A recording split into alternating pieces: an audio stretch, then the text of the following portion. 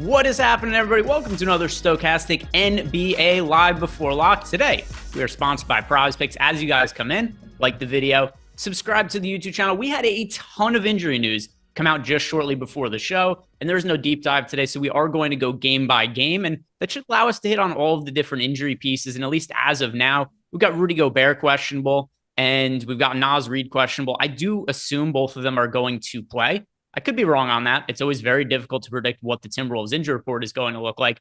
But the other piece of news, it looks like we got James Harden was unexpectedly ruled out. We did get Anthony Edwards officially ruled out, which I'm sure has Neil Orfield just absolutely despondent. But I am joined by Neil Orfield, the flannel god himself. Neil, what's happening, man? Yeah, I was ready to break that news to people that Ant was not going to play today. I think it's more likely that it was more likely that he sits out the rest of the season than plays tonight. I'm not sure that Ant comes back this year, sadly. Oh my God. Huge bummer for Timberwolves fans. Right when we really, really need him. We're in the 8th seed right now. It's all so tight, and we just lost our two best players are now out, potentially for the rest. Now, Cat might be coming back, who knows? But yeah, I'm not in a good mood, Greg. I'm in a very bad mood. The Timberwolves just crushing me right now. No, I'm in a fine mood. It's a Saturday night. I'm excited to be here. I'm bummed about my Timberwolves, but otherwise, life is good. How are you doing? Yeah, so doing overall pretty well. Then it would be helpful if I'm trying to watch the UFC fights also, and that's on my other screen over here. It's kind of messing up, which probably doesn't help that I've had to rerun lineups a million times over the course of the last 35 minutes because I'm trying to get prepared for the show. And there is a continual influx of news, and a lot of it not expected, like the James Harden one. He wasn't even on the injury report, and now he's being rested today. So definitely something that throws a wrench into everything that's going on. And like I said, we're going to go game by game, so we make sure we hit on all of the different parts. And we could start right off with those Philadelphia 76ers because James Harden, I guess maybe we should expect to some extent that Harden and Embiid will be rested at times down the stretch of the season. For today, it is Harden that is out. So let's start with Embiid as a pay-up option. How does this change the outlook on Joel Embiid with Harden no longer playing? Makes us like him that much better. I mean, we were going to like Embiid either way, but he just projects even better now that Harden is out. I imagine the game should be a bit closer as well with Harden out. So it's just a big boost to Embiid all around, Harden being out. He is the highest projected player on the entire slate by more than 10 fantasy points. That is insane. You don't see that all that often where the top projected player on the slate is more than 10 fantasy points better than the second projected player. He's obviously expensive, 11,400, but I think worth the price tag. The ownership also is there. We have projected for 55% ownership, which is massive for an 11,400 player. But I mean, it makes sense, right? How do you feel about Embiid? He's pretty clearly the top pay-up option on the slate, and I don't even remember now what my lineups looked like 20 minutes ago, or I barely remember 5 minutes ago at this point because things have changed so much. But he's very clearly the top pay-up option on the slate. So I was just able to rerun a crunch. And as of now, he shows up in pretty much everything for me. And I just don't know how he wouldn't, because the absence of James Harden does a couple of things. First off, there's a lot more usage that goes to Joel Embiid. We could feel better about his fantasy projection. But at the same time, too, it opens up extra value, which makes it easier to get to Joel Embiid. So all of these things added together just makes him, to me, the overall top play on the slate. I understand he's going to be really popular. I don't really have any issue with the ownership. How about you, relative to the ownership of Joel Embiid? Is that a problem? The 55%. I mean, slightly. Like I imagine I'll be a little bit underweight to the field on Embiid just because we have so many other nice spots. I'm not totally sure. So I haven't run any lineups yet. I don't know for sure. This is where I should be pulling up the boom bust tool, which I did not open before the show. That's usually a good indicator, kind of gives me an idea of what I should do. I would imagine he looks a little bit over-owned relative to his optimal odds here. But let me pull that up because I think I'll probably be underweight to the field on Joel Embiid. It also, I say these things that I'm like, I'm on a show. My lineups don't always end up looking exactly how I want them to when I'm on a show as I'm making them. So ideally, I would probably be a little bit. Yeah. So we've got him projected 55% ownership, 54% chance of booming, 41% chance of being optimal. That was kind of what I expected. Like it's going to be a little bit under that 55% in terms of optimal odds. But, this is NBA. This isn't a showdown slate. The boom odds are almost as important or just about as important to me as optimal odds for a player like Embiid who's on the high end. So my guess would be I'll be slightly underweight to the field on Embiid, but I don't think you're necessarily wrong to go overweight to the field either. How are you approaching it? Yeah, like I expect that I'm going to end up being overweight to the field on Joel Embiid and still have to make some updates because a lot of this news is relatively fresh. But yeah, the way I see it is that I expect that I'm going to be playing a whole bunch of Joel Embiid, and then I'm just going to alternate some of the value plays elsewhere, a lot of which are going to come from the Philadelphia 76ers because of the absence of James Harden. Not only does it make Joel Embiid look much better, but it makes a whole lot of other players from Philadelphia look better as well. So I have to ask you, Neil, smaller slate. This is clearly the best value spot of the day. How many players are you willing to play from the 76ers in any one lineup? Are you going to stick with three? Or are you going to be willing to stretch it to four for this? Yeah, I'm going to stick with three just because, I Okay. mean, it's the great value plays, but like how many of these guys do you really want in the same lineup? I guess you could play Shake Milton, D'Anthony Melton, Tobias Harris, and Embiid. I guess you can make a case for four. This is a shorter slate. I think it's definitely between three and four. Like I would not go more than four for sure. Yeah, now I'm questioning whether I might set it at four for this slate as opposed to three. It is pretty close. My guess is I'm going to end up on three. How about you? I'm probably going to go four, and I'll see what different lineups look like. I'm going to build a set of lineups with three max, and I'll build a set of lineups of four max. And then what I'll do is I'll just compare the projections for those. Like if my lineups in my set with four max end up being projected just considerably higher than the ones with three max, I'm ultimately going to go with the four max. And I tend to think it is going to be four max for this, but I'll know a little bit more once I run more lineups. But I'm fairly sure that I'm going to be going with four just because there are guys here that I'm going to want to get to from the 76ers and want to get to with some regularity. Tyrese Maxey certainly being one, Joel Embiid being one, D'Anthony Melton, Jalen McDaniels another, Tobias Harris. I'm not saying I want all of these guys in the same lineup, but these are all different players that I think just are underpriced now relative to what they were expected to produce coming in. And it's a great matchup against the Pacers. The Pacers, true to their name, play at a high pace. They also are not a great defensive team. They're banged up at the moment. So I think this is a pretty good spot to be targeting the 76ers and loading up on them. Yeah, I was forgetting that Jalen McDaniels was now ruled in. I was thinking he was still questionable. Um, so that, but I was kind of accounting for the assumption that he's in. Yeah, it's between three and four. I think I've set it at three for now, but I might end up switching it to four before I actually lock them. Yeah. So let me see. In my initial run where I just had no no restrictions, right, at all. Yeah. Nothing, like no rule set or anything. 15% of my lineups had 476ers. That's pretty reasonable to me. Like I think I'm Yeah. actually pretty cool with that. Yeah, I think 15% is totally fine. Yeah. And then I think I don't have any lineups with at least two 76ers though. That Not don't by have at least rule, two. not by rule, just because that those are the players that project really well. Yeah, I mean that's going to happen when your best value play and your just best projected player are all on the same team. Yeah. So let's talk about some of the cheaper players now from the Philadelphia 76ers. We all know that we want to spend up for Joel Embiid. Massive usage bump for him. By far the best pay up option on the slate. But as we start to look at some of the cheaper players on the 76ers, who would you consider the highest priority guards that are benefiting from the absence of Harden?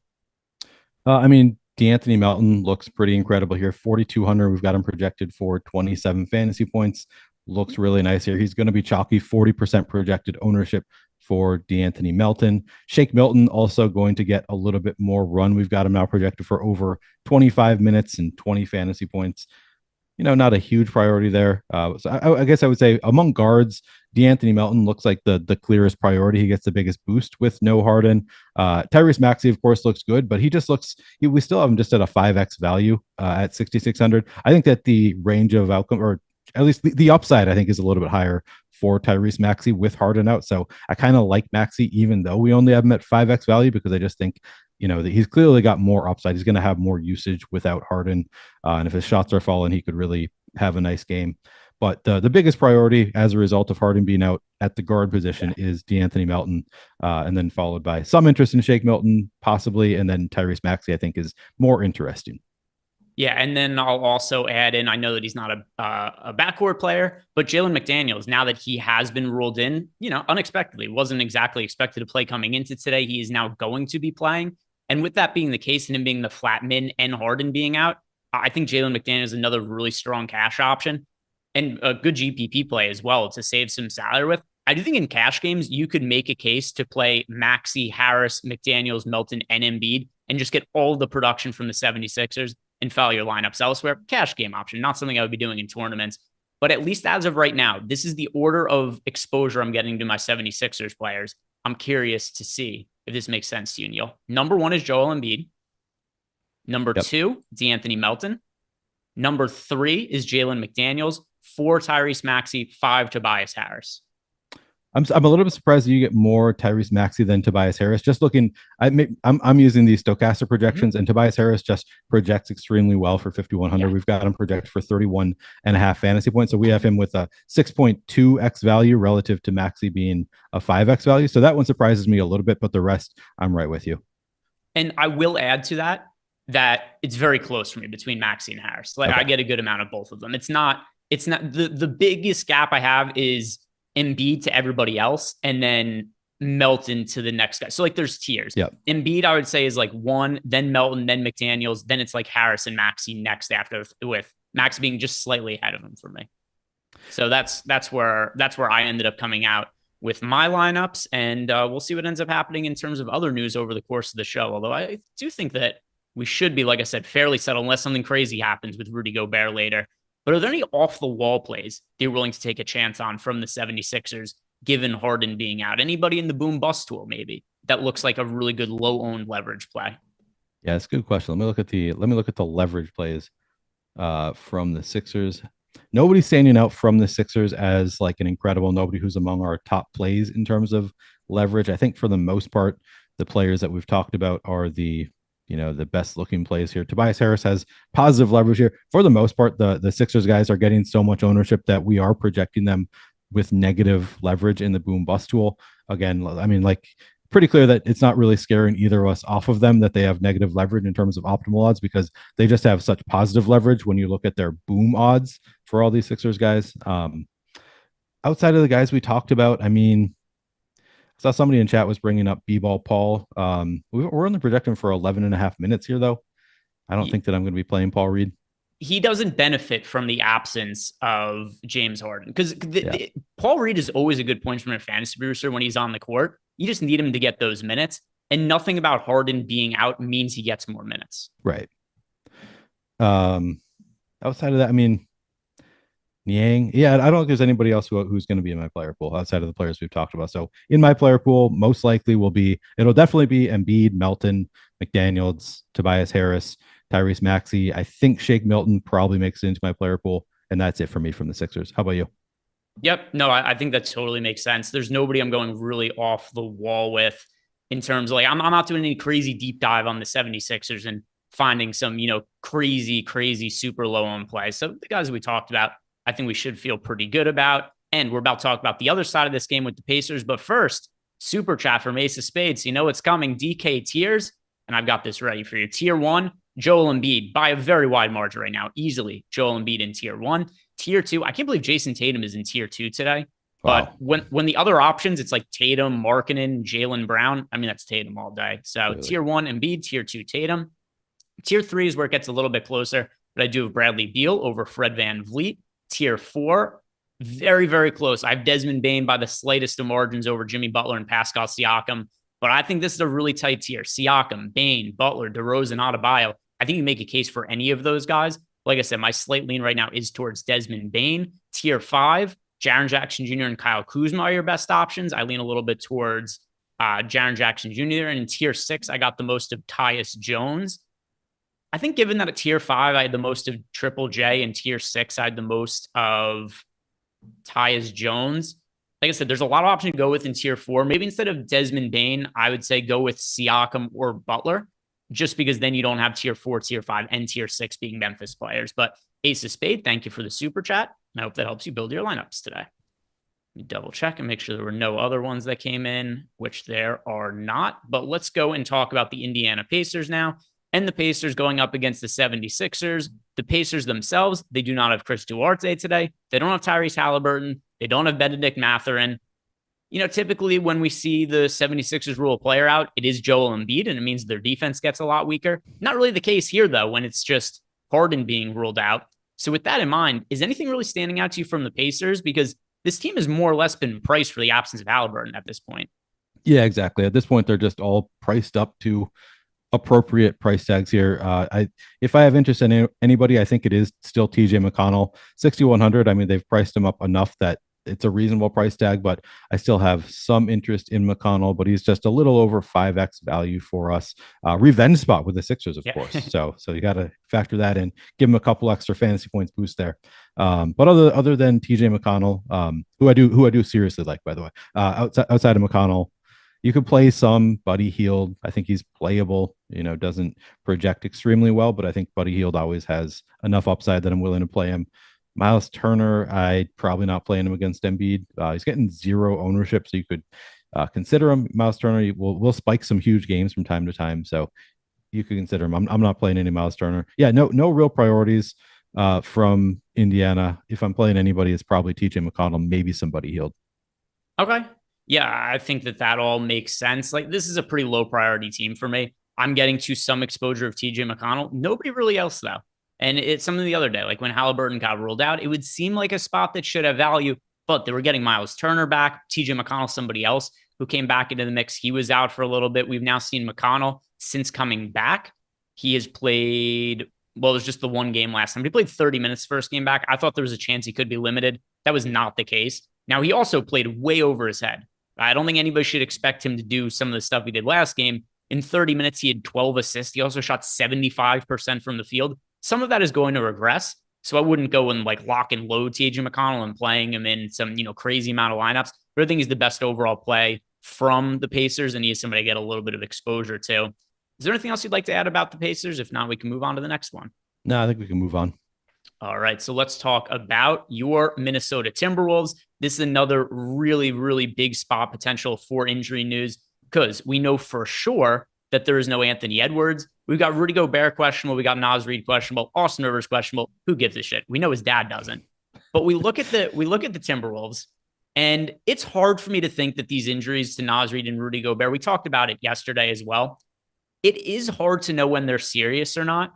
But I think the Timberwolves are just a team that doesn't update their injury report. Like, how is Edwards even listed as questionable? Because you said yourself, you think he might not play the rest of the season. They had him listed as questionable until 25 minutes ago. And I kind of think the same as with guys like Rudy Gobert and Naz Reid. They've been on the injury report with the same injuries for the last few games, and they've been playing.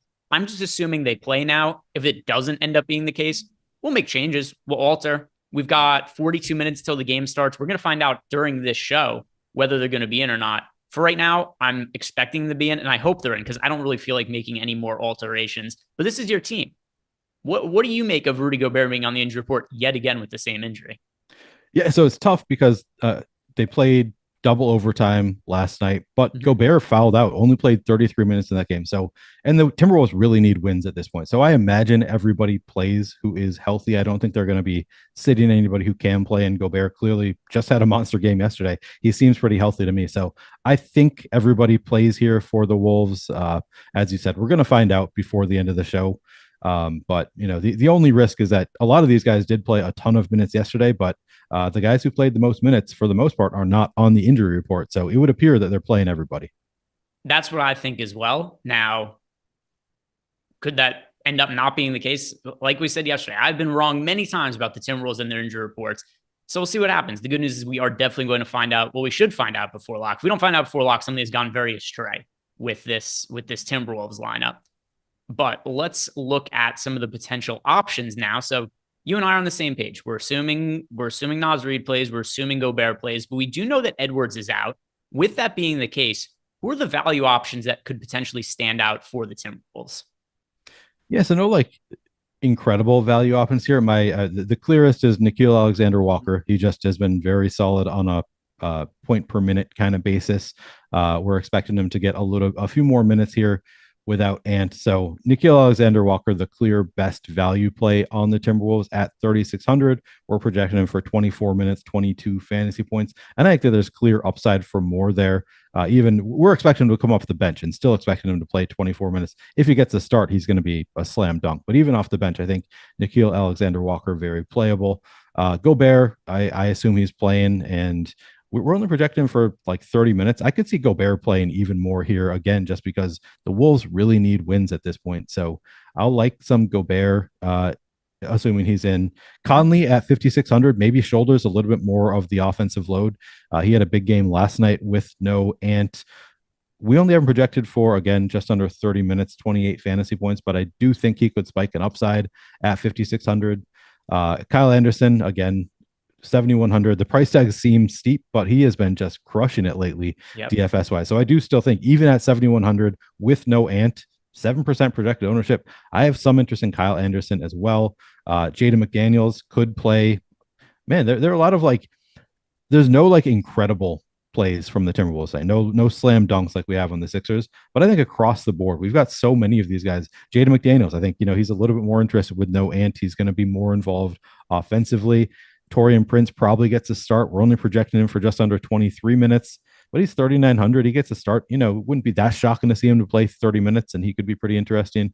So we do have some options from the Timberwolves. Just nobody who really stands out as like a must play kind of play here. Who are your favorites? Nickeil Alexander-Walker. He stands out as a value play in the current run I have. I have him in 20% of my lineups. So nothing, crazy, but he's pretty clearly to me the best value option. He stands to benefit the most from Edwards. It's weird. I'm conflicted about the game that the Timberwolves played last night. It went to double overtime. Some of these guys played an insane amount of minutes. So on one hand, I think like, all right, are they going to want to be cautious with some of the playing time of these guys? Because Mike Conley for the last few years, even though he hasn't been in, Minnesota, he wasn't even playing in back-to-backs by and large. Right. This is a player who, the Jazz decided was not, I don't even know the right way to say it. I wouldn't say fit enough, but say too injury prone to play games on consecutive games. Right. And now all of a sudden he played 46 minutes yesterday. Like, what does that mean for his playing time today? Same. Somebody like Kyle Anderson. Anderson yesterday played, he played 51 minutes yesterday. It's just insane. He played 51. By the way, in 51 minutes, he made 4 shots from the field. He just fills up the stat sheet in other ways that he had a good fantasy game. So on one hand, I think like, do they really want to go out and play these guys massive minutes after they have this double overtime game where Anderson played 51 minutes? But on the flip side, they need wins. They're fighting for a playoff spot. So I don't really know exactly how to project their minutes. I'm just going to assume they play the normal minutes they typically play.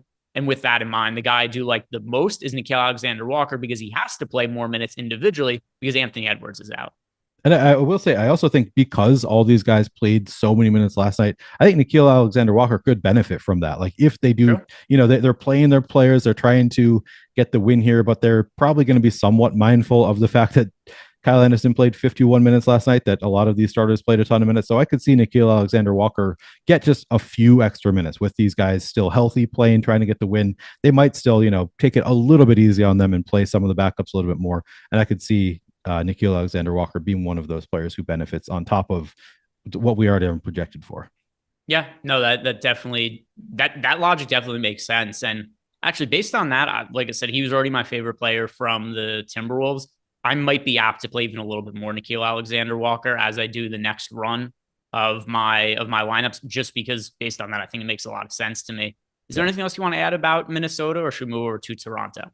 No, I mean, like I said, none of these guys huge priorities. Nickeil Alexander-Walker, the highest priority of the Timberwolves. He's the only one that I would say is kind of a priority, but a lot of volatility, I think, and you can play some Conley, Gobert, Kyle Anderson, Jaden McDaniels, Taurean Prince. Yeah, no, I think that with the absence of Edwards, there are guys that are going to have to pick up a little bit extra minutes that didn't before. My favorite is NAW. There's other guys that we could also consider. Just nobody I'm playing as much as Nickeil Alexander-Walker. So let's talk about Toronto. And on one hand, I think this team should have a pretty easy matchup. I think this Minnesota team is going to be very gassed after the game they played yesterday and Ant Edwards not being in the mix. But at the same time, too, there's a lot of value for a 6-game slate. We don't typically see this many players ruled out. So with that in mind, some of the pay-up options I like getting to, Pascal Siakam being my favorite for tonight, but I can't really prioritize anything heavily from Toronto because this is not where the best points per dollar value we have. But is there anything you look at that you want to prioritize from Toronto? No, I feel similarly, like no priorities here. I am getting actually my latest run. The only player I got any of from Toronto is Pascal Siakam. I think Siakam clearly playable, projects well point per dollar. I think Pirtle always playable, only projects for 3% ownership. Pirtle's a guy who can spike an upside, so I have a little bit of interest there. I'll probably get him into the player pool. Scotty Barnes only 7,400 against this Minnesota defense, fast-paced team. Kind of interesting. Fred VanVleet, you can play a lot of playable guys, no priorities from Toronto. I think you can play Siakam, probably the one player who I have the most interest in, Yep. but I think you can play some of Pirtle, Barnes, VanVleet, OG, maybe a little bit of Gary Trent, and that's probably it for me. In my run on FanDuel, I did get to a pretty good amount of Siakam. He's actually my second most rostered power forward behind Tobias Harris. But on DraftKings, he's still my most rostered player, but a little bit more favorable on FanDuel for Siakam than DraftKings just because of the positionality. But even with that said, there's other spots that I prefer to prioritize for the slate as a whole. And I don't think we need to go diving into any of the bench guys for Toronto either, just because of the value that exists elsewhere. Do you see it the same way? Or do you like any low owned pieces from Toronto? Yeah, no real. I think I see it the same way as you. Okay. Yeah. So let's move on to the Sacramento Kings. And this is where we get a little break in the action as well, because there's two games that start at 7 p.m. Eastern time. Then there's an hour break. And then we get to a handful of 8 p.m. games Eastern time. We have, what is it, 1, 2, 3, and then the final game of the night, Boston, Utah, locking at 9 p.m. Eastern time. So just a little bit of note as far as it comes to late swapping and whatnot. But one thing also I want to shout out is that for today, we are sponsored by PrizePicks. And there's a lot of good reasons for you guys to sign up at PrizePicks.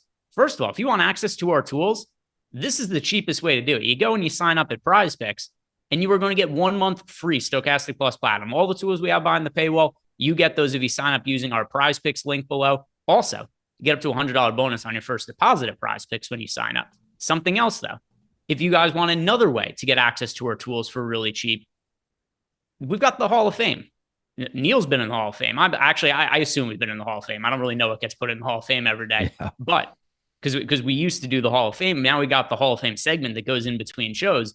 But if you guys want to be in the Hall of Fame, download the Stokastic avatar. And if you have a big win in DFS, you finished top 3 in a contest and you got that Stokastic avatar, tweet us at StokasticHOF, and that will get you 1 free month of Stokastic Plus Platinum. So sign up at PrizePicks, get into the Hall of Fame. Good ways to get cheap access to our tools, ownership projections, player projections, our lineup generator, lots of good stuff that we have behind the paywall. Let's talk about the Sacramento Kings against the Washington Wizards. And starting on the Kings side of the game, we do have a little bit of news here. Trey Lyles is out. Kevin Huerter is out. Sabonis has just been an absolute monster as of late. But does the absence of Huerter and Trey Lyles, are there any pieces of value that are opening up that you see in our projections that we should be considering for cheap from Sacramento? Yeah, I mean, Terrence Davis is one of the top point per dollar plays on the entire slate. He's only 3,000. You can play him at both shooting guard and small forward on DraftKings. He looks great. We got him projected for 21 and a half fantasy points in 21 and a half minutes. This is 7.2x value at 3,000. He looks like he's very, very playable. I wouldn't call him a huge priority. Like he's one of the best point per dollar plays on the board. And I actually, in my latest crunch, have 75% of him, but that's something I'm going to change. I think he's a great play. The field's getting there 64% of the time, though. So, like, if the field weren't there, I would love to play a lot of Terrence Davis. That's a little bit high. I'm probably going to try to get underweight to the field there, but certainly playable, nice point per dollar play. Malik Monk, I think, is more interesting to me at 4,700. We haven't projected for just 26 minutes, but he's such a great point per dollar player. I think he could spike an upside in terms of minutes. So I have some interest in Malik Monk. Keegan Murray looks okay. 4,300 looks like a pretty solid point per dollar play. And then, Domantas Sabonis looks a little bit better. He's 5.3x value, 10,200, projecting for 54 fantasy points. He looks pretty great as well.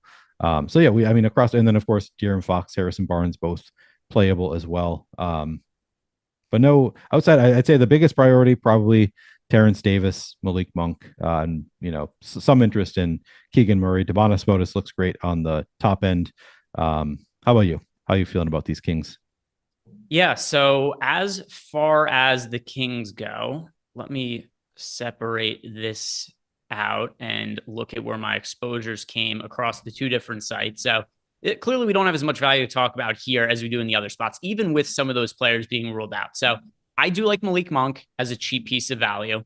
I do like paying. So Malik Monk also, his minutes have been really difficult to predict. They've been all over the place. I have to think he's going to benefit from the absence of Kevin Huerter. So Malik Monk on both FanDuel and DraftKings, I'm getting a good amount of exposure to him as I'm looking through the lineups I've built and where I ended up coming out with players. He's actually one of my most rostered players on the entire slate on both sites. I like getting to Malik Monk. I think he's a good piece of chalk. I think Sabonis is a good pay up option with the caveat of I had more of him before the James Harden news because now, by the way, Rudy Gobert officially listed as available to play. Especially over on DraftKings where he's center only eligible, it just kind of makes it hard to get to Sabonis when I'm really trying to prioritize paying up for Joel Embiid. Here's the difference between FanDuel and DraftKings. I get to a lot more Sabonis on FanDuel because he has power forward and center eligibility. Having that extra spot, it just makes it easier to fit him in where there's power forward, and I don't have the opportunity cost of playing him at center. So Sabonis, to me, a good pay up option in a vacuum, just relative to his salary. But I do think he's a much better option on FanDuel just because of the positionality of him. But I don't really have any true priorities on the team beyond Sabonis and Malik Monk. For me, I think that Terrence Davis is going a little bit overowned unless he's starting. If he starts, I feel totally different about it. But if he comes off the bench, we've seen some games where he's a really good points man and fantasy producer, and then he'll only play like 16 minutes. And it's just hard for him to have a massive ceiling in that kind of spot. And Naz Reid also listed available to play. So it's going to depend if he starts or not for me. If he starts, cool. Terrence Davis will be a guy for me. As of right now, though, I don't think he's going to start. And if that's the case, I'm going to be lower on him. But I'll obviously have to change if he ends up starting. Yep, that makes a lot of sense to me. Jalen McDaniel's not starting. Has he? Okay, he hasn't been starting. I was thinking he had briefly. I guess he did. He just have the one game where he started. I was thinking that Jalen McDaniels had been starting for the Sixers, but never mind. We have the same starting lineup we have had for the Sixers. Yeah. So he's been out the last couple of games. Before then, he wasn't starting. He had the one start on March 6th against the Pacers. Who was out in that game? Tobias Harris was out, and PJ Tucker was out. So we ended up starting in the front court that game. But even with these guys out, I think he's with Harden out, I think we're going to see a little bit more of bigger lineups from the 76ers. He's capable of playing alongside Joel Embiid. And that's why I do think that we're seeing mid to high 20s minutes from McDaniels. And that's enough with him being a decent fantasy producer for him to produce value, particularly at DraftKings at the flat men. Yep, absolutely. I assume this Wolves lineup is coming in soon. It should. I mean, the game starts in 28 minutes. Also, and they just told us who's playing and who's not playing. Right, exactly. So usually that follows. Oh, we got the Raptors come next. We'll see if that ends up being the case. When we get that information, we will certainly circle back on it. In the meantime, we do have a bunch of super chats here. First, and the most important one we're going to get, no offense to everybody else, but Robert Kermutula has one ticket in the FanDuel final tonight. There are 100 total entrants in the field. Who are your top 5 on FanDuel? So here are the 5 players that I got the most exposure to in my run of lineups on FanDuel. Joel Embiid, Tobias Harris, Desmond Bane, D'Anthony Melton, and Tyus Jones. Now, the guy we just talked about, Terrence Davis, if he ends up starting, I like him a whole bunch on FanDuel and DraftKings. My current expectation is that he does not start.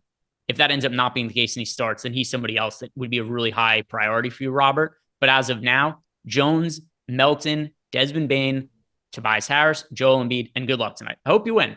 And then I hope you tweeted us as well, because that would be pretty sick. Yeah, go get it, Rob. Yeah. Robert. And also, by the way, sorry for saying that his super chat was more important than you guys, but it kind of was. He's in the final. That's pretty awesome.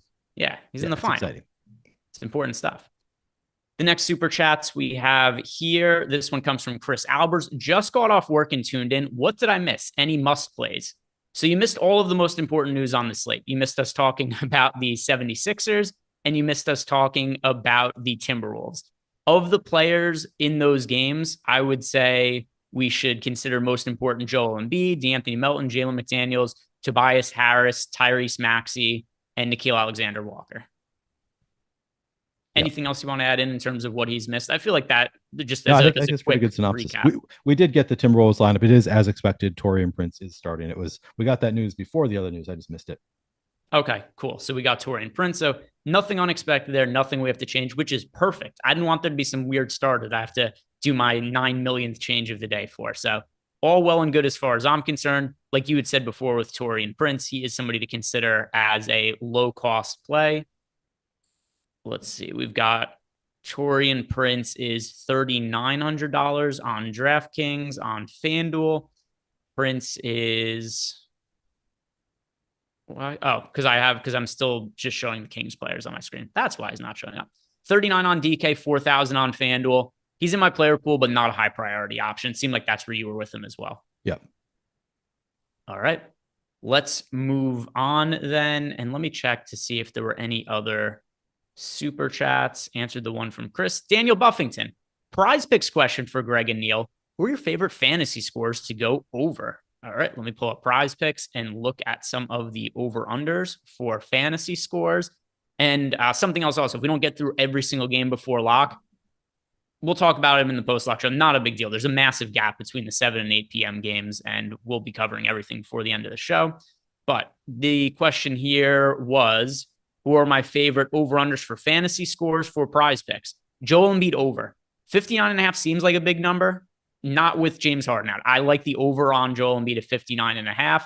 I like the over on Tobias Harris at 27.5.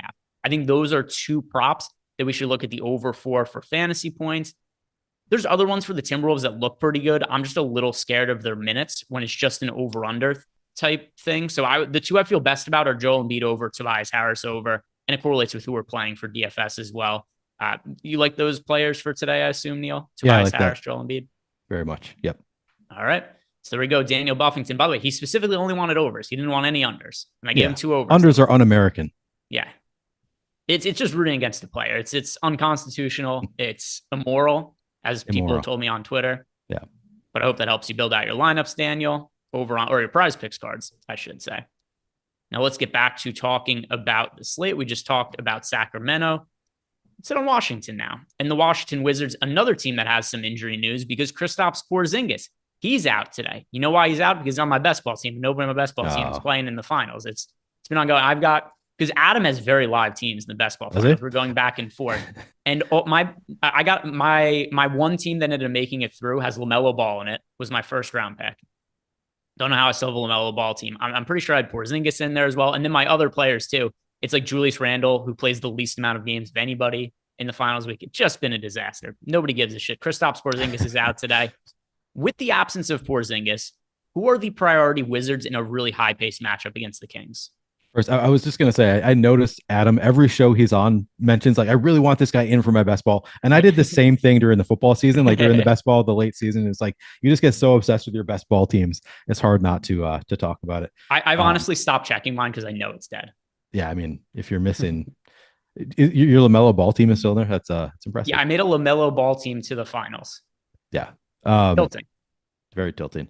Daniel Gafford looks incredible for Washington. 6.4x value. We've got him projected for just under 31 fantasy points at 4,800. You love the matchup with Sacramento. So I would say Daniel Gafford, the biggest priority from Washington.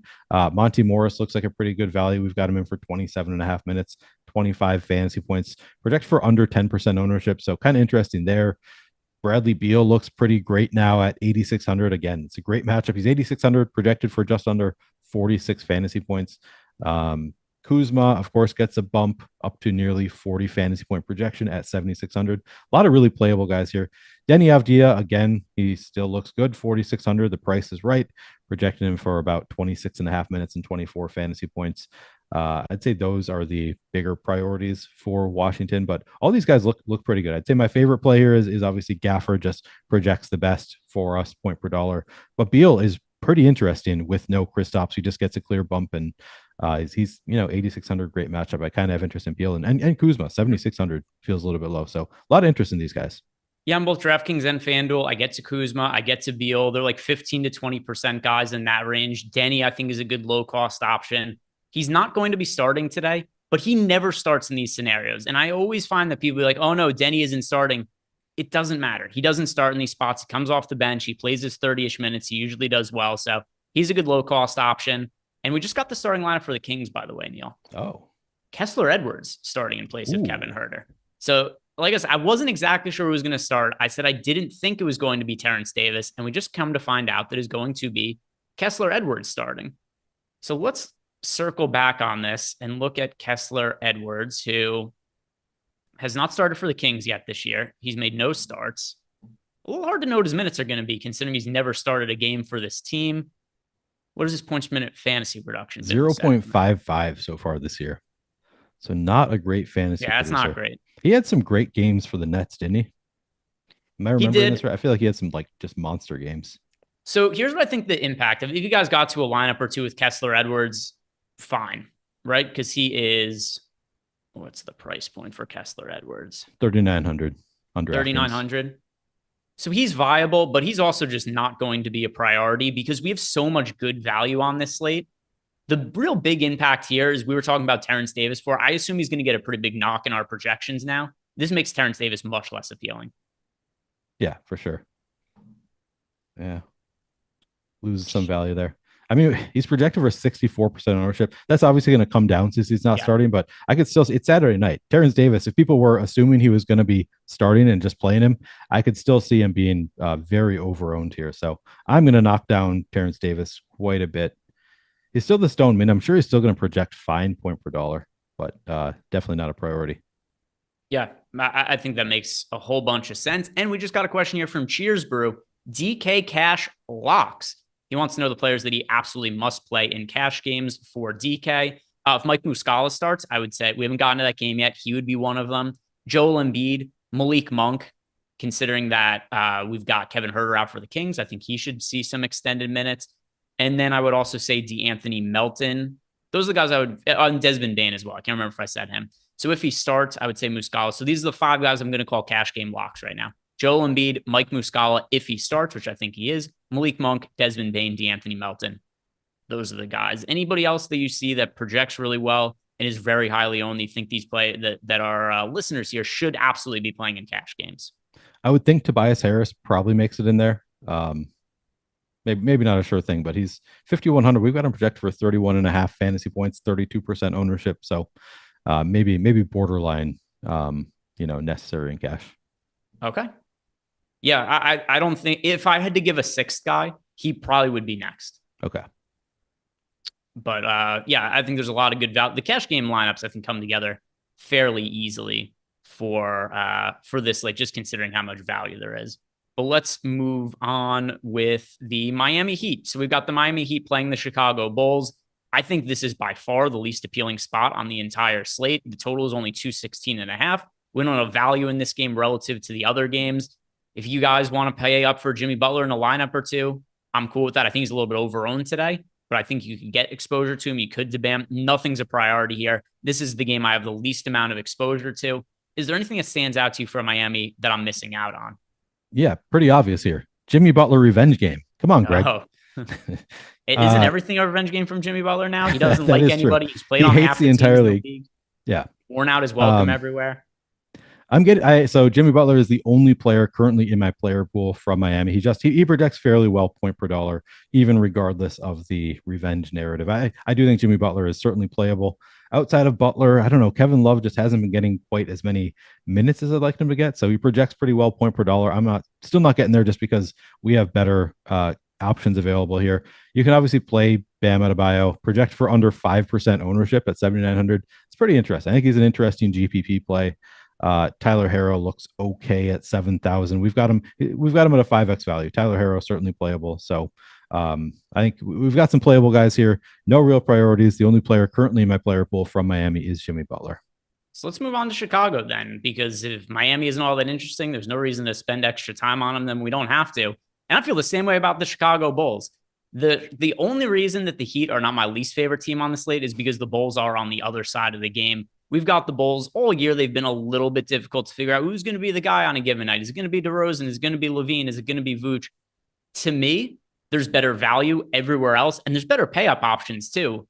There's always individual upside in DeRozan, Levine, or Vooch. I just don't think we need to chase it in this matchup. The total in this game, 216.5. It is by far the lowest total of any of the night games.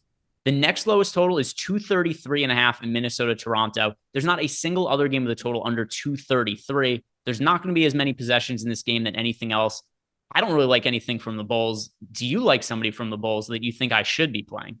So I currently have 0 Bulls on any of my teams. I will say this, though, because they played a double overtime game last night, I do think that there's more volatility in the minutes, which hurts the starters, but maybe it makes some of the backups, like maybe Patrick Williams picks up a few extra minutes here at 3,800.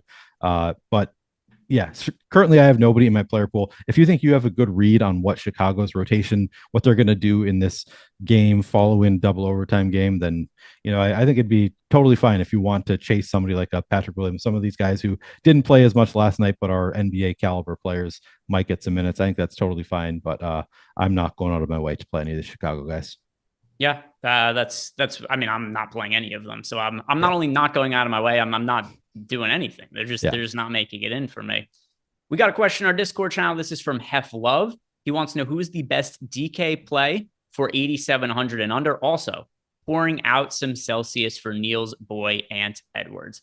But best DK play 8,700 and under. Let's see. Let me pull up all of the teams. See, who do I project? Bradley Beal. That off Bradley the top Beal of my head, that feels right. And yeah, it's Bradley Beal pretty easily. Yeah. If you already, I'll give you a second one, Heflove, just in case Bradley Beal is already in your lineup. The next option would be Pascal Siakam. Yeah. Or De'Aaron Fox, he's at 8,700 or under. Then you could, De'Aaron Fox is right in there in terms of. Oh, that's right. I was thinking just under 8,700. So Fox would be another option, but Bradley Beal is the answer here. Yeah. So if you don't have him in your lineup, go play Bradley Beal, benefiting from the absence of Kristaps Porzingis. Hopefully that helps you with your lineup there, Heflove. And if anybody else has questions, throw them into Discord. Well, Discord's being a little weird for me right now. It's having like weird connection issues where my messages, they don't load, and then all of a sudden 30 of them load at the same time. But hopefully I haven't missed any notifications from you guys. If you have any of those questions, at me, and hopefully Discord won't be a pain in the ass and it'll show them to me. I want to say one thing about Terrence Davis. I don't think that we were projecting him to start. So he does. I'm refreshing just to see if our projection on him has changed, but we only had him in for like 21 minutes already. So he is still playable at 3,000. I don't want to make it sound like just because he's not starting, like you can't play him. He's just, as Greg and I were saying, what we were saying earlier is we will have a lot more interest in him if he does start. So he kind of came in as expected, not starting. So Terrence Davis still definitely playable. We're not trying to say he's no longer that he's not playable without starting, but he's going to be highly owned even without starting. So not a huge priority for either of us. Yeah. And let's see, do we have let me refresh the ownership projections and see if we had an update. We also have a super chat. Oh, we did drop his projection a little bit. Okay. And what is his ownership projection? Malik Monk's. We actually raised Malik Monk's projection slightly. Yeah, let me look at that. Yeah, let me know if we have the ownership update. And in the meantime, I'm going to answer some of the super chats we have. Bossa Nova for DK cash games are Sabonis and Embiid a must. Embiid is a must. Sabonis is not a must, especially not on DraftKings. I would, especially because I think that if Mike Muscala starts, he's a must for cash games. So I would say Sabonis not a must for cash games. Sir Dwayne Moody. Greg, you know what time it is. Do I? This time, points over just 3 players. All right, I can do that for you. Let me sort the props by points in NBA Bet Pro and see what our best overs are. So I'll sort by EV. Number 1 for us is Bam Adebayo. Pretty low prop from 18.5 points. So we like the over on that one. The over on Daniel Gafford's points with Kristaps Porzingis out. That's set fairly low at 9.5. I like the over on that. Is there anything else I really like though? Let's just stick to those 2. I don't want to go out and give you one that I don't think you should be playing. Daniel Gafford over points in the absence of Kristaps Porzingis. And then also Bam Adebayo over points. Now, for DFS, talked before, we don't really like this game. We don't really like these teams, but 18.5 is a really, really low line for Bam Adebayo. And like Neil said before, this is the Bulls on the tail end of a back-to-back where they just played a double overtime game. There could be real fatigue issues, and Bam Adebayo has been playing bigger minutes as of late himself. So I think Adebayo over 18.5 points makes sense, and it projects well for us. Were you able to pull, do we have the updated ownership projections? Yep. So now what I'm seeing is, we saw a boost to Malik Monk as well, up to now 30 fantasy points projection for him at 4,700. Looks even better than he did previously. So we both expressed interest in Monk. He's looking good. So we dropped Terrence Davis down to 18 fantasy points now. We still have him at 49% ownership. I think that may have just updated again as well, though. So let me take a look at that. I think it might have dropped lower even since 49%. It was 49% before was the number. Yeah. So in my latest, it was 64% earlier. I think we're down to 26. No, that's FanDuel. Sorry. Okay. Let me see. Still notable. Now so we got Terrence Davis, 26% owned on FanDuel. DraftKings, where it was more popular before. What is the current ownership on Terrence Davis for DraftKings purposes? Taking a look here. In the meantime, we did get a super chat from James Magruder. 3,900 or less for the utility on DK, but it cannot be McDaniels. All right. So let's see. If it's not McDaniels and the price point is 3,900 or less, let's see. I mean, I probably wouldn't answer McDaniels anyway, just because that's such a big dip in salary. Although with that said, the guy who projects the best for me outside of that is Muscala. And I think there's a pretty good chance Muscala starts tonight. I think the field is kind of missing out on him. But the other one I would say is Shake Milton. Oh, no, sorry. Nickeil Alexander-Walker is 3,600. So I'd say go play Nickeil Alexander-Walker, benefiting from the absence of Anthony Edwards. Do you find the updated ownership? Yeah, so I believe this is actually correct. We still have him at 49%, at which point I think I'm not playing Terrence Davis. Okay. At least I'll play a him lot much. of ownership. Yeah. I have 10% in my last run. I guess I'm okay with that. Yeah, I am 15%, I think. Yeah. So we're not, I'm going to be underweight to the field, but we're not all that dissimilar in terms of what we're doing. So let's go and move on to the next game on the slate. We just talked about the Bulls and the Heat. Now let's talk about the Warriors and the Grizzlies. Warriors side of the game, I'm not really getting exposure to the Warriors. No real priorities. If you guys have the ability to spend up for Steph Curry, cool. Draymond Green was somebody that looked good to me earlier in the day. But then once Tobias Harris opened up and some of the other forward options, didn't really get to Draymond Green. But anything stand out to you from the Warriors? Yeah, no great plays here. I mean, I agree with you. Steph, always playable. He's going to be a little bit under owned, 4%. Kind of interesting. Clay is playable. Jordan Poole projects. I don't think he's playable.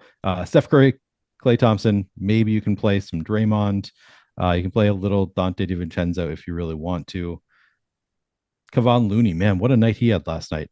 Projects okay, almost 5x again tonight. I remember we got that question about like best player under this price threshold, and I read Kevon Looney, and I was like, Kevon Looney is our top projected play, and of course he put up like 50 fantasy points. Some more questions coming in from Discord. This is from Pat Clay Tomstar. He wants to know Clay or Scotty Barnes if the rest of the lineup is already chalky on DK. I don't really like either of them, but let's see who I've projected better. I think both are totally fine GPP plays. If you're in a chalky lineup, I think that they are both reasonable plays. We've got Clay at slightly lower ownership.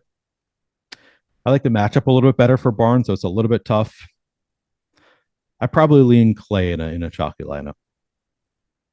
I have them projected very similarly. And we do on the site too. It's hard to really parse the difference between them. Clay's totally fine there, especially because I do think there's a little more interest. There should be more interest in the Memphis side of the game than the. No, actually, if you have exposure to Minnesota, I would say go with Barnes for a little bit of extra correlation, but it's very close. I don't think you go wrong with either of them. Yeah, I'm trying to look up if we have positive leverage in the boom bust. You can go on. I'll see if I find something. Yeah, the next question we have is from Gangrene, Healed or THT. That is Talen Horton-Tucker for me. Neither of them are really priorities, but I'd lean towards Talen Horton-Tucker, especially because his game starts a little bit later. You're going to be giving a lot later, 9 o'clock. You give yourself extra flexibility. So THT is going to be my answer there. And now we got a super chat from Jordan Villa-Bose. I definitely didn't say that right. Villa-Bose. I did my best, though. Nothing like the old college try. Jalen McDaniels, Daniel House, or Muscala for 3,100. I like Muscala. I think he's going to start today, and the field is not really playing him all that heavily. Yeah, I like that call too. Let me just jump in and say that, yeah, Klay Thompson has pretty nice positive leverage. So we have Scotty Barnes, 6.5% ownership with a 7.4% chance of being optimal. But Klay, we actually have at just 2.9% ownership with a 6.1% chance of being optimal. So in a chalky lineup, I think Klay looks really nice in the boom bust tool. All right. So there we go. Klay Thompson. And I think both of those were totally fine options that you can't really go right or wrong with either one compared to the other. Analyze risk trade in Discord. Conley or White for the last man in. I like the upside of Mike Conley. I don't know what his minutes are going to look today, but I like his upside relative to Derek White when you consider that Anthony Edwards is out for the Timberwolves. Yep. Agreed. Let's get back to talking about the Warriors-Grizzlies game. And on the Grizzlies side, this is a team I have a lot of interest in. I get exposure to Jaren Jackson Jr. I get exposure to Tyus Jones. I get exposure to Desmond Bane a bunch again. All three of these guys are pretty high priority plays for me. They're going to be popular. I think the ownership is more or less warranted. I am overweight to the field on Jaren Jackson Jr. I'm overweight to the field on Tyus Jones, about close to the field on Desmond Bane. We've got all these chalky Grizzlies guys. Do you like the Memphis chalk? Yeah, absolutely. They look great once again. The prices are still a lot lower than they were last week. They did come up a little bit from yesterday in that matchup with the Spurs, but another great matchup with the Warriors, the fastest paced team in the entire league. Desmond Bane, somebody who's making it into most of my lineups at this point, more than 50%. I might cut back a little bit in the next 5 minutes. We'll see, but I'm going to have a lot of Desmond Bane. I'm not going to cut back that much either way. Jaren Jackson Jr., always risky, but always has the potential to put up a big fantasy score as well. He looks really nice at 7,700. And yeah, Tyus Jones, Apple Valley High School graduate, by the way, looks great as well at 6,900. As was his brother, Trey. As was his brother. Yeah, both of them. They went to the same high school, and I'm sure in their interviews they talk about how Neil Orfield also went to that college. Pretty sure. Is there anything else you want to add from Memphis? You play Xavier Tillman. I think he's 5,400. He didn't play all that many minutes yesterday. He played 21 minutes. He's been playing lower 20 minutes. I still think that he has the potential to see more minutes if he's playing well, but I'd say he's the last playable player there. I guess he plays Dylan Brooks at 5,000, looks fine. Santi Aldama actually projects pretty nicely. 21 fantasy points, could spike an upside minute. So we've got some playable guys, but I think just those three are the real priorities in Bane, Jaren Jackson Jr., and Tyus Jones. Hard to really trust his minutes after he didn't play very much yesterday. Yeah. And it was an overtime game as well, and he still didn't really see much time on the court. So if you had a lineup or two with Aldama, I would say it's not the end of the world, but hard to really feel confident in his minutes unless there ends up being a foul trouble situation. But now let's talk about the Boston Celtics to wrap it up, because I mentioned before, we've got the Celtics shorthanded in the front court. I think Mike Muscala is going to start. We've seen him start and play extended minutes at other points in time this year. I think he's a pretty good low-owned value option.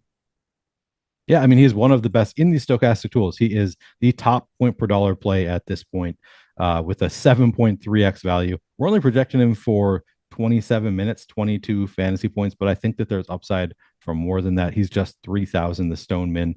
Field's getting there about 24% now, so he's not going completely overlooked by the field. But yeah, I'm with you. I think he looks like a great point per dollar play, can obviously spike an upside. So Mike Muscala, definitely the biggest priority from the Celtics. And then as for some of the other guys, Derek White, I have some interest in, Malcolm Brogdon as well. I had Tatum Moore as a pay up option before, but that came down a lot just because the ability to play Joel Embiid as a pay up option. Now, like, Embiid is by far the priority for me as a pay up. But Malcolm Brogdon, Derek White, I think we're going to see more small ball lineups for the Celtics today. It brings them into play. But for me, the number one priority is Mike Muscala. What do you make of Brogdon and Derek White as options? Yeah, I agree. Both very much playable. We have no Marcus Smart here, so that helps as well, on top of the bigs being out. So maybe we see, significant minutes here. We're projecting Brogdon for 30 minutes, Derek White for 33 minutes. So both certainly playable in a matchup with the Jazz. No huge priorities, though, from the Celtics outside of Muscala. All right. Yeah. Sounds like we're on the same page with that. Going to double check Discord really quick before we get to lock to see if we missed anything. And just a question came in from Mr. Westry: House or McDaniel? I have more exposure to McDaniel. Yeah, I believe I do too. And here's the other thing too, just because people in the chat, I see people saying Griffin over Muscala. Yeah, if Griffin ends up starting, I'm fine with going to him instead of Muscala. And it's not like it's a hard change to make. Well, which McDaniel? He means Jaden McDaniels, I assume. Oh, yeah. I was being in chat. Somebody said Griffin over Muscala. And I was just saying that if Griffin starts instead of Muscala, it's easy enough to just do that instead. No, I thought somebody before that asked House or McDaniels. Maybe I'm misremembering. Yeah, it was House or McDaniel. Somebody asked in chat. Right. Was he talking about Jaden or Jalen? I assume that he means from the 76ers, Jalen McDaniels. Jalen. I'm at this point not playing any Jalen McDaniels. I have him in 20% of my lineups. Oh yeah, between the Sixers guys, interesting. Yeah, it definitely. If it's one of the two, I think there's way more playing time upside for McDaniels than House. Yep. I know it's a little confusing because he said McDaniel instead of McDaniels, but right. I'm assuming that's what he means because it's two 76ers guys. Right. Yeah. That would make sense, and they're the same price. All right, we've answered all of the questions, and then on the other side of the game, Utah Jazz, let's quickly put a bow on this. I think Taylor Norton Tucker, a little bit of interest there, but nothing really standing out as a priority. This is a team who had a lot of value for a long time. But even though we've got another game without Jordan Clarkson, the team is more or less priced appropriately at this point to me. There's nothing that's standing out as a crazy high priority. Anybody that you're getting a lot of exposure to from the Jazz? No, I'm looking at it, realizing I have 10% Chris Dunn. I don't even know that I want 10% Chris Dunn. He's the only player I have any of from the Jazz. They don't project all that well point per dollar. It's a really tough matchup with the Celtics. So definitely no priorities here. Some playable pieces, but nobody that I really want to put into lineups. And here's a question we just got from Cleveland 27 in Discord. And even though we've just gotten to lock, we could still answer this one because yes, Jaren Jackson or Kyle Kuzma, and neither of those games have locked. So we could give him an answer. I have very close exposure to these two, but if it's just a 1v1, I do prefer Jaren Jackson Jr.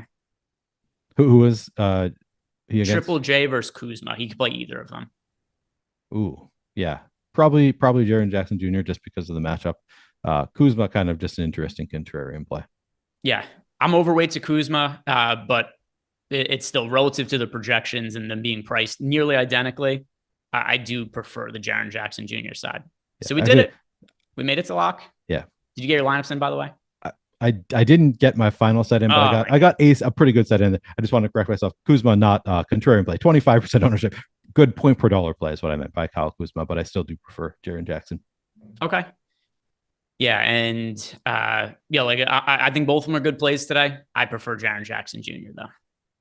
All right, we are at lock, and we're going to build out some PrizePicks cards. We've only got 2 games that have locked so far. We still got a handful of more to choose from, so we'll be looking at that. If you guys haven't done it yet, don't leave. But if you do feel like you want to enjoy your Saturday night, you don't want to be hanging out with Neil and I, makes me sad, but like the video and subscribe to the YouTube channel on your way out. And we're about to talk about some PrizePicks. If you guys haven't signed up there yet, here's what you should do. Use the link we have below because that's going to get you 1 free month of Stokastic Plus Platinum. It's going to get you a deposit bonus of up to $100. And you're going to get access to all the tools we have over at Stokastic.com that are going to help you build out PrizePicks lineups. So let's look at our projections for PrizePicks. I'm going to load these up, Neil, and see what we can find that stands out. It's loading on my page right now. Do you have it in front of you or not yet? Yeah, I've got it in front of me. Top pick on the day. So we just got a question about Daniel House. Prop line of 8.5 points here. We're projecting him for 6 points. That is our highest expected win rate play of the day. I kind of like that one. I'm not expecting House to play a ton of minutes here. How are you feeling about that? So even though House is starting, I also actually it doesn't matter. That game's locking like now. Oh yeah, yep. Let's see. What do we have? If I go to PrizePicks, what is the lock time? Let me see if we could build something out really fast with the early games before it locks. All right. Pulling up PrizePicks. What time does this lock? The game locks in 6 minutes. So we could do one real quick that includes some of these players. I agree with you. I think that's somebody to consider. I think we could go with Daniel House there. Even though he's starting, I think you make a case that him starting is almost worse for his points projection because there just isn't the same amount of usage to go to him. We've got the under for Daniel House. Like you said, #1 projection on the entire site for us. We've projected for 5.5 points right around with an 8.5 prop line. So the under definitely makes sense to me. Another one too, Andrew Nembhard in that same game, 12.5 points is his over under. We have him projected for 10.5. So I think we could look at Nembhard. I think we could look at the Nembhard projection is really high relative to what he's done overall for the year. So let's take an under on Nembhard, take an under on Daniel House. Anything else you like from that? And we could look at the early games since they're about to lock. Are you talking about just those games? All right, let me see. I mean, if there's anything else that really stands out, you could use any of them. I'm thinking about DeMar DeRozan under on 5 assists, just because we already like the under. We're projecting for under 4.5. I think that there's a lot of volatility in the Chicago minutes, and I'm curious what we have the projection for minutes for DeMar DeRozan, because we have him close to his regular minutes. Yeah, we're projecting to play 37 minutes tonight. And I think that the Bulls will take any chance they can to rest these guys a little bit. Like if it starts to blow out even a little bit, they're going to rest these guys. Maybe they will anyway. So I kind of like the idea of taking unders on some of these Bulls props. Okay. Yeah, I think that it lines up in our projections for sure. Some of the Bulls players that we have some unders for. DeMar DeRozan under assists, Alex Caruso under points. Who are the other ones that stood out? Those two primarily, but I like Neil's logic. The minutes are very uncertain. And if we have something where we already project the unders well, as is, without any of those factors being considered, and then you have the opportunity for them to play even more short minutes, it gives yourself an extra out to win those lines. So I agree with you. I think that's a good call by you, Neil. And that's a pretty good line they've built out there. Daniel House under 8.5 points. Andrew Nembhard under 12.5 points. And then we had, what was the other one? DeMar DeRozan under 5 assists. And then Alex Caruso under 6.5 points. So hopefully you guys can go play those on PrizePicks and make some money tonight. Brandon Katz says the Bulls are playing for their season right now. We're not saying they're resting anybody. That's not what we're saying. We're saying the fatigue could be an issue and that we could see slightly reduced minutes. It doesn't mean 28 minutes for the starter. It just means DeMar DeRozan, who's been playing, like 40 minutes in recent games, maybe he plays 37 today. Right. Those 3 minutes make a big difference. And it's also it's not insane to say that he would play 37 minutes today instead of the 40 he's been playing lately. Right. Let's see what ends up going on with some of the ownership here. I want to pull this up.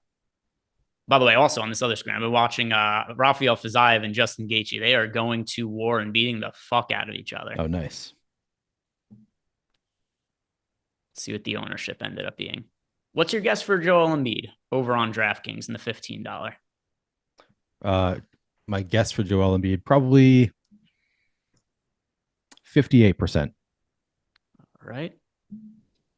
Oh my God, I've got way too much stuff to filter through because of MMA in here as well. Oh my God, Justin Gaethje takedown. Never seen that before from him. And where is it? Where's the $15? Here we go. Found it. Had to get through all of my different lineups here on DraftKings. I like the way you're pretending that you're like looking at all this other stuff. You're just watching MMA and pretending that you're doing all this stuff.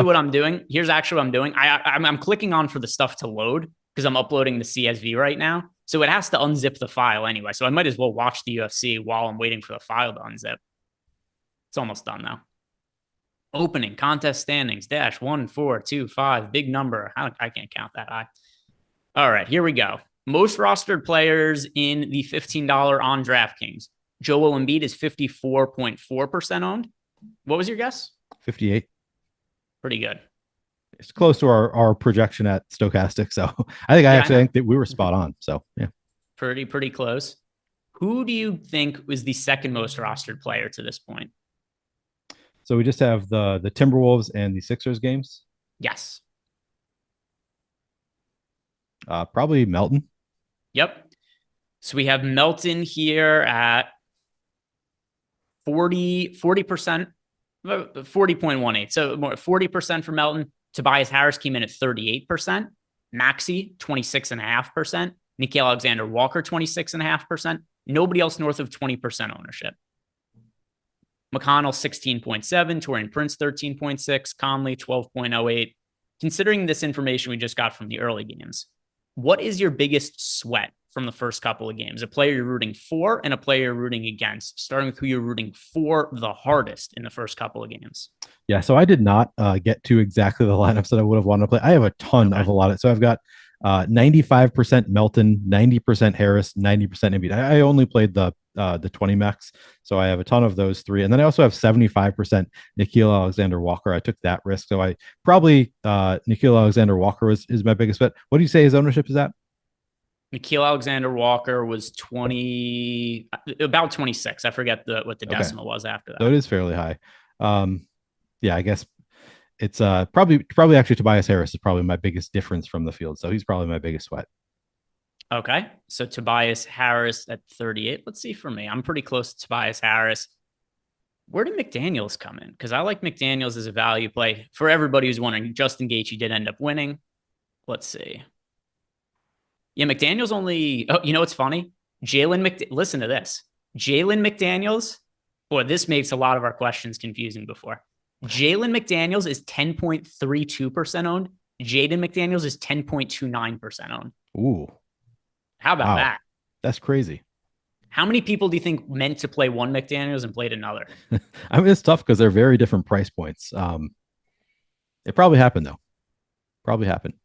But I'm sure there's some people like, oh my God, we got to play this guy or this or the other. Or they think they're playing some for min price and they look up and the salary ends up being different than they thought. But Jalen McDaniels, I have him well overweight to the field. He's going to be my biggest rooting interest for the early games. I'm not totally confident in his minutes, but I'm confident in his opportunity for minutes. If the 76ers do go to him and end up playing some bigger lineups in the absence of James Harden. Can't say I'm confident, but in tournaments was a spot that I like getting to. And then who on the other side, who you said was Tobias Harris, you're rooting against? No, I'm rooting for. I have 90% Tobias Harris. So who are you rooting against then? Everybody on the Sixers outside of Melton, Harris, and Embiid, apparently. Okay. So a lot of players that I probably would have wanted to get to. I didn't even get to any Maxey. I actually gave him a projection boost and still didn't get any there.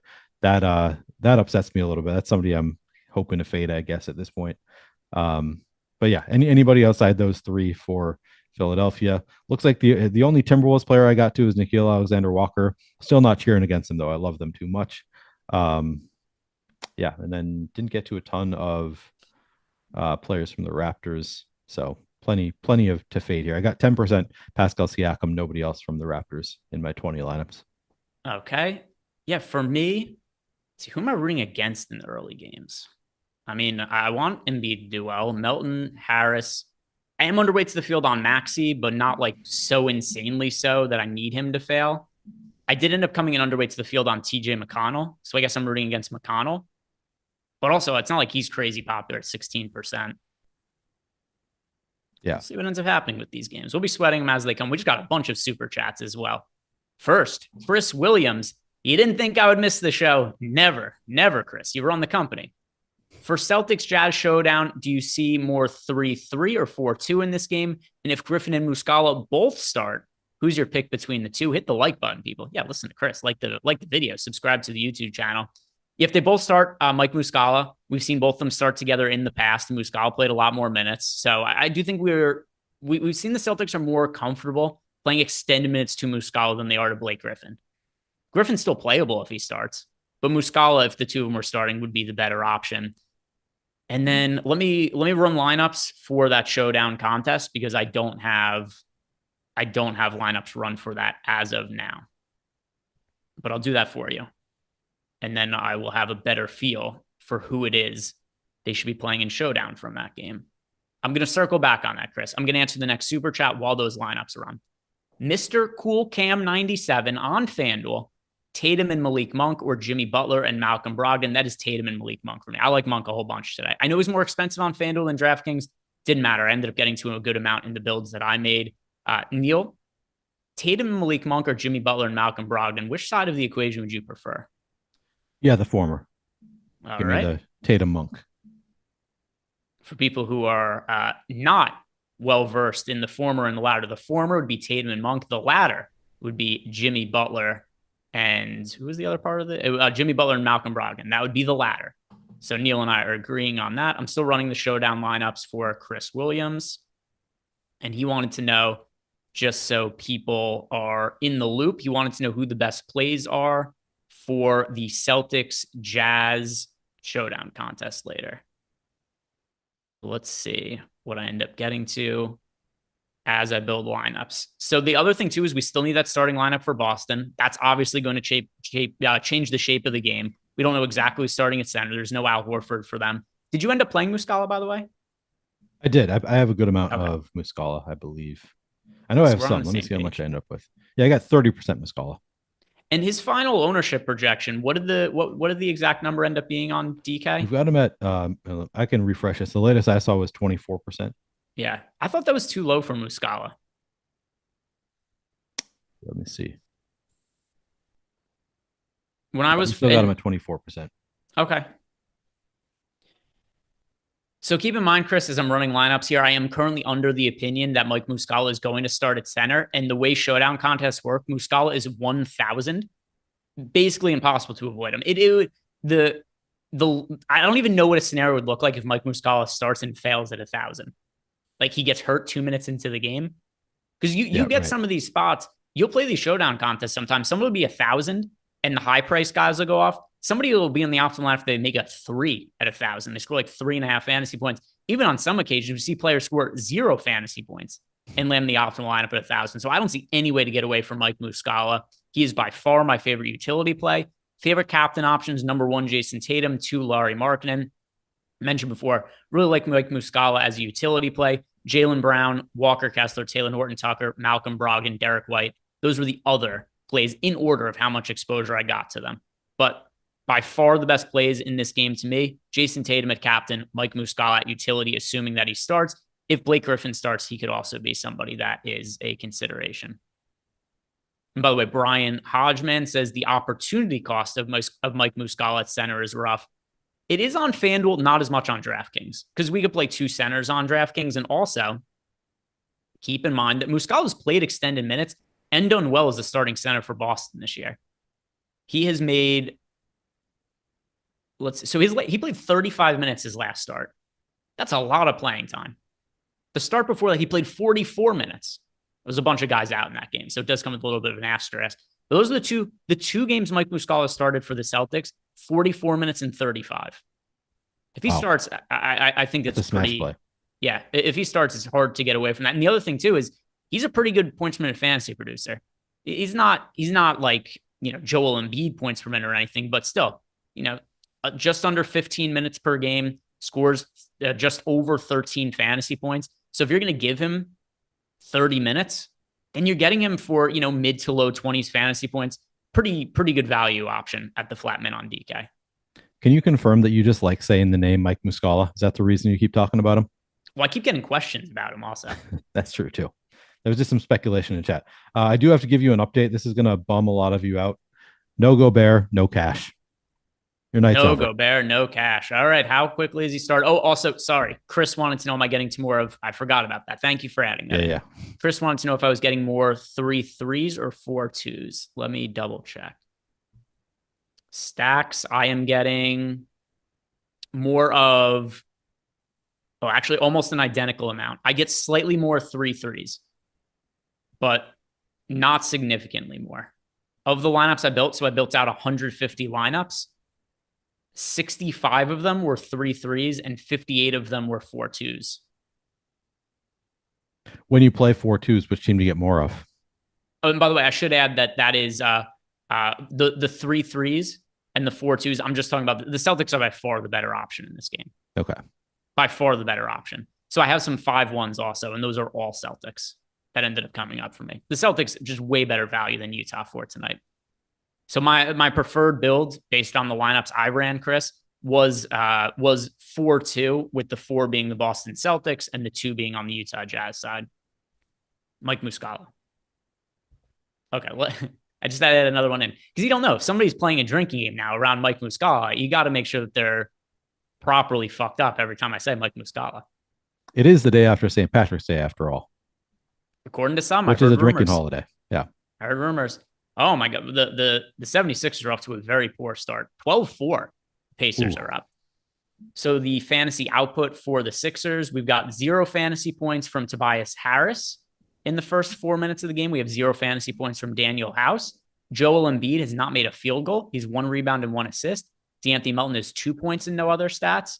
Maxey is the high watermark for the Sixers, 2 points, a rebound, and a steal. So then we got to have some guys doing well on the other side of the game. Yeah, Andrew Jemison saying it in chat. Jordan Nwora crushing 3 points, 3 rebounds, 2 assists in the first 4 minutes of the game. Turner's at 4 and 2. Nothing else really of note. Now, what's going on with Gobert? Because you said no Gobert, no cash. Yeah, he's crushing it. That's what's going on. He's going to get a triple double by halftime. Double. We'll say this: double by halftime is a lock. Yeah, clearly. The triple double at halftime, maybe a little bit of a long shot. Maybe he doesn't have any blocks yet either. He's probably more likely to get there with blocks than assists. And he has 2 assists though, actually now. So I stand by it. Triple double by halftime. Listen to this. That 7 points, 5 rebounds, 2 assists for Rudy Gobert. He is stepping up in the absence of Anthony Edwards. Yes, this is what you mortgage the future for. You don't trade 30 first-round draft picks for just anybody. You do it for Rudy Gobert because he could run the point when Anthony Edwards is out. Exactly. And now he's got Mike Conley. They play so great together. Such an upgrade from D'Angelo Russell. Yeah. What is I want to know what Robert Well, Cromachula's lineup is if he's here still. oh, good point. Because I Yeah. think it locks. I don't know if it's the same for FanDuel, but like on DraftKings, every player locks at lock. You can see it. So if you're still here, Yeah, if you don't mind update giving us. it out, Robert, who are we rooting for in your lineup today? I'm curious. Who are we pulling for in the live final for FanDuel? Also, where was the FanDuel live final this year? Good question. I don't think I know the answer. FanDuel live NBA final. Let's see, where was it at? Well, that doesn't help. Ryan Houston, yes. Gobert over Embiid for MVP this year. This settles it. Well, let me look at the odds. Is Gobert catching up to those guys now? They probably haven't updated for the game that Gobert is having today. Fair enough. Yeah. I am curious just to see what he's probably not even listed. Yeah.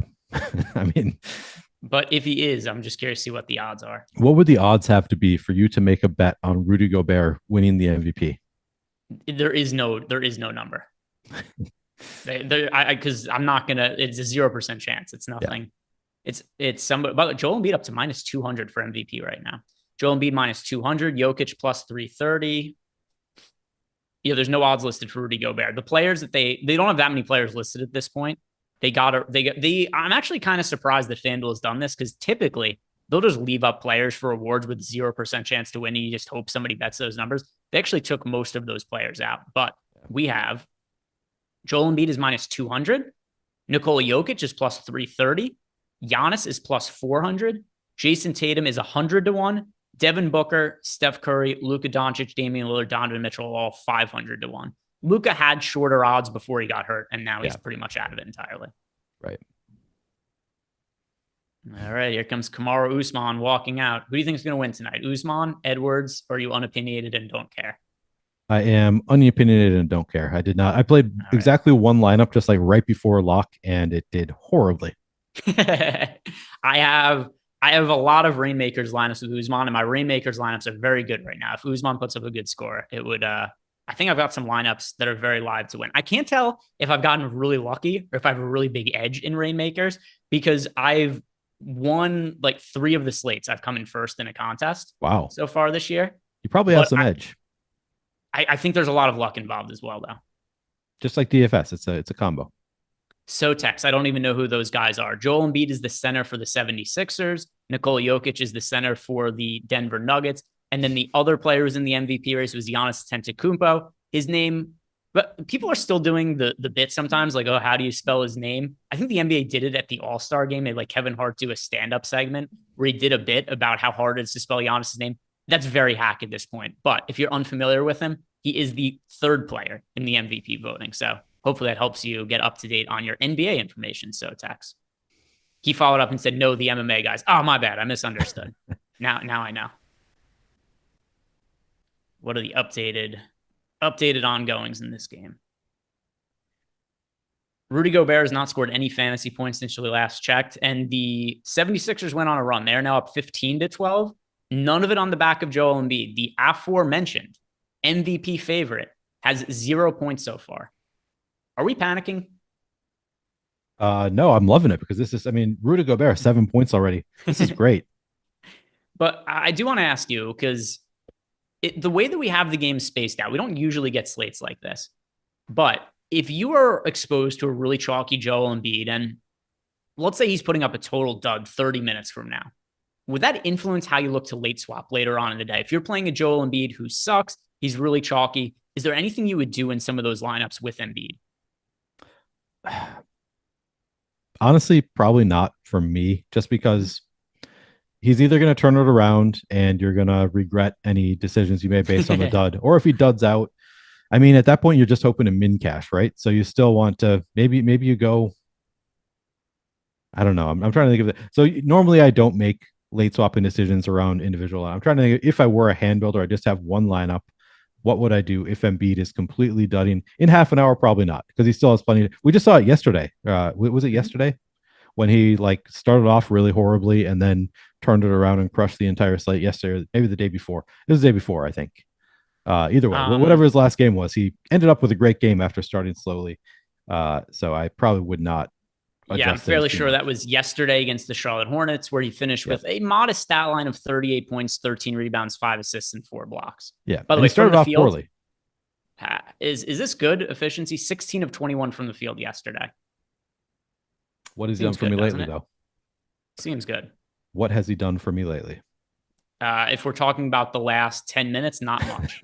I was actually specifically referring to the last 10 minutes. He hasn't scored. This is why Rudy Gobert is the MVP this year. He just did something. We just got some fantasy points.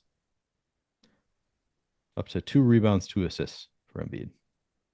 And by the way, I agree that in general, it's not going to make a massive difference. But if you got to a point where we're 30 minutes from now and Embiid is still like 8 fantasy points, right? That's when I do think it would be a little different. No, so I agree. Probably. So I was saying you're trying to min cash at that point, but also so many people have Embiid that you still probably need to get extra contrarian at that point to min cash. I'm trying to think. I would probably get more contrarian in that lineup, but I can't think of any specific moves. Yeah. It would also depend on the lineup, what you have available. So there's certain really popular players that I think have some variance tonight. So let me pull up our most recent ownership projection and also I'm just doing this because we've got a few minutes left here and I want to make sure that we cover all of this. And I think it's an interesting talking point from just a general strategy aspect, but our ownership projections right now. And this is also an extreme circumstance. I'm talking about what if we get to halftime and Joel Embiid is like sub 10 fantasy points? Yeah. Because that to me would be significant. So let's look at some of the ownership projections from the players that are really popular. So like Terrence Davis, I would not play him in a Joel Embiid lineup if Embiid was at like 10 fantasy points at halftime. Yeah. I would swap off of Terrence Davis. Terrence Davis is probably the number one player I would swap off of and go to just a lower owned value option. Yep, I agree with that. I would maybe even consider like game stacking one of the, like, depending on how much flexibility you have in your remaining lineup. I might be more inclined to game stack like this Sacramento-Washington game and just hope it completely goes off to salvage the bad Embiid lineup. Although that one is a fairly chalky game in general anyway. Just trying to think of ways you can gain a strategic edge in that scenario in NBA. It's really tough to make up for a big dud from a stud in NBA, but maybe just go for that ultimate upside of just like game stacking. By the way, this is the best answer. Guitar Man 247. Just swap up for Gobert at halftime. Good. Good idea. Here's what I'm going to do. I'm going to text my rep and we'll message everybody in the super secret chat, Neil, for the people, are like the insiders in fantasy. And we'll just tell them to swap our lineups to the players who are doing better. Yeah. That's the way to go in my opinion. That's what I do every time. Yeah. Yeah. Me too. And one thing that I should note to people, because a lot of people don't understand this. So you're allowed to play more than 150 lineups. You can't swap after the game start in your first set of 150, only in your second set of 150 from your wife's account. Those ones are allowed to swap up until the second quarter, depending how the players, if they're injured, they're in foul trouble. But just know that, guys. Once you get to Onyx and you get to be in the club, that's how it works. It's good. It's good to be in the Onyx club. It certainly is. By the way, the Kamaru Usman and Leon Edwards fight is just about to start. It's perfect timing because our show is just about to end. We've only got a couple minutes left here, Neil. And is there anything else you want to add? Is there anything we did not talk about that people should know about other than that Rudy Gobert is going to smash the slate and be MVP? Yeah, I think that is the biggest talking point here is just go Rudy Gobert. I don't think there's anything else from this slate perspective. No huge news that we're really expecting. Obviously, watch out for that Celtics starting lineup is kind of the most important news we have coming down the line. But yeah, Mike Muscala might be starting. You think so? It's a possibility. Mike Muscala.